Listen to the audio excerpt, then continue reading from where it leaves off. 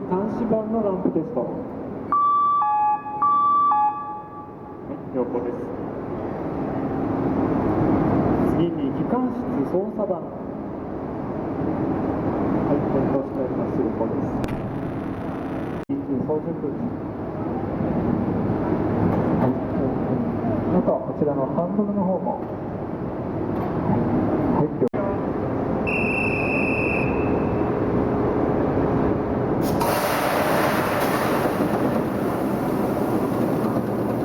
はい、それでは切り替えしてください。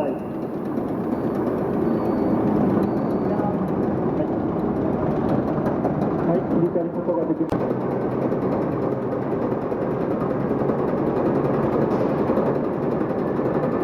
連続装備装置のハンドルの方を送っておきます。こういった状態にて切り替えることができないことの確認です。それではエンジン始動してください。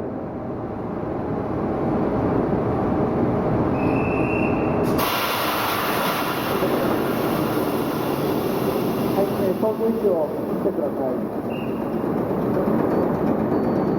こちらの、機関室の電源しております。操縦位置の切り替え確認押しボタンを押しますと切り替えできますが、ハンドルが熱いため、押しボタンを押しても、切り替えることができない状態となります。それで次に AC、DC ともに表示させます。